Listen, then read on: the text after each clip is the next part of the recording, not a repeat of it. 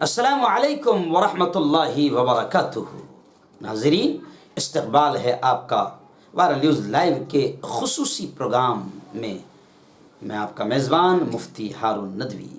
आइए डालते हैं मुल्क की बहुत ही अहम, ख़ास और बड़ी ख़बर पर नज़र, जिसको मैं आज स्पेशल रिपोर्ट के तौर पर पेश कर रहा हूँ। नाज़रीन, यकीनन बाबरी मस्जिद की शहादत हम पर, हमारे मुल्क पर, हमारी जमहूरियत, सेकुलरिज़म, अमन इंसाफ की शहादत है और एक कलंक है। दिन की रोशनी, सूरज के उजाले में अल्लाह के घर को ढाया गया और आज पाव सदी गुजर जाने के बाद भी मुजरिमीन आज़ाद और कुछ तो सज़ा से पहले ही मर गए। और इस एक मस्जिद की शहादत ने फिर कितने बेकसूर मासूमों को शहीद करवा दिया, ये सब जानते हैं। बाबरी मस्जिद की शहादत के बाद मुल्क जल उठा, नफरतों के बीज बो दिए गए, जिसकी फसल अब और बढ़ती दिखाई दे रही है। लेकिन फिर भी हम हमारे प्यारे मुल्क के साथ और उसके अमन व इंसाफ के साथ, मुल्क की अदालत पर भरोसा और यकीन के साथ ये कह रहे हैं और कानूनी लड़ाई लड़ रहे हैं। कानूनी लड़ाई लड़ रहे हैं। जमीयत उलमा अरशद मदनी जमहूरी तरीके से कोशिशें कर रही है, एक फरीक बनकर मुल्क की आला कोर्ट, सुप्रीम कोर्ट में इंसाफ की गुहार लगा रही है।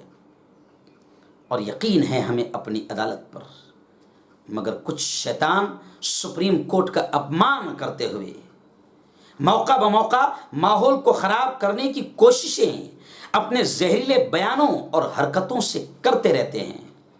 और अब तो शायद ज़्यादा करेंगे, क्योंकि 2019 का इलेक्शन करीब आ गया।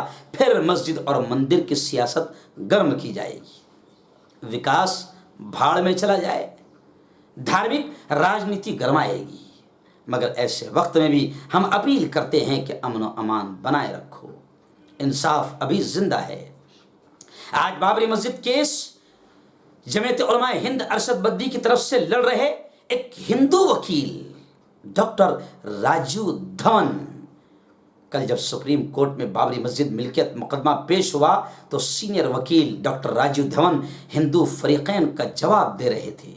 और जवाब देते देते ये कहा कि जजों ने पिछली समाअत पर मुझसे मेरा अकीदा पूछा था, और आज मेरे एक मुसलमान दोस्त वकील ने कहा कि राजीव जी, आप आधे मुसलमान हो। और हिंदू दोस्त वकील सोचते हैं कि मैं आधा हिंदू भी नहीं हूँ। लेकिन जिस साहब, मेरा अकीदा, मेरा मजहब, हिंदुस्तानी आईन, भारतीय संविधान ही मेरा अकीदा और मेरा मजहब है।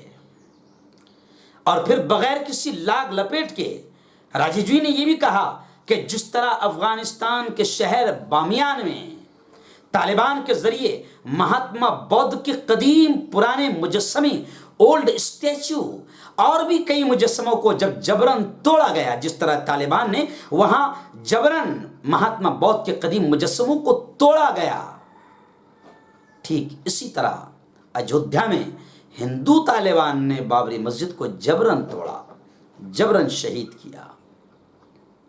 नाजरीन, आज ये खबर पढ़कर, देखकर, डॉक्टर राजू धवन के सुप्रीम कोर्ट में ये जुमले सुनकर मैं यकीन के साथ कह रहा हूं कि हम इत्मीनान रखें, शैतानों के शरारती बयानात पर ध्यान न दें। ये माहौल को ख़राब करने के लिए, सियासी फ़ायदा हासिल करने के लिए ऐसे बयानात देते हैं।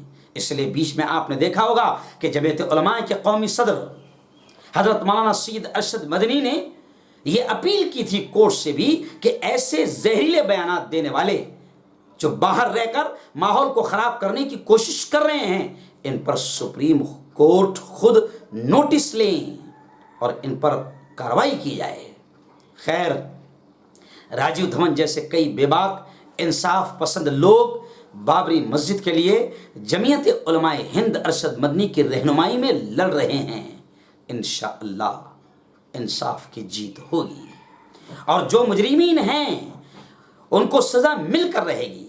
मर गए और कुछ अगर मक्कारी अय्यारी चालाकी से किसी तरह बच गए या छूट गए तो सबसे बड़ी सुप्रीम कोर्ट जहां से न फिरौन छूटा, न कारून, हामान, नमरूद, शद्दाद जैसे ताकतवर हुक्मरान छूटे, तो ये कैसे छूट सकते हैं।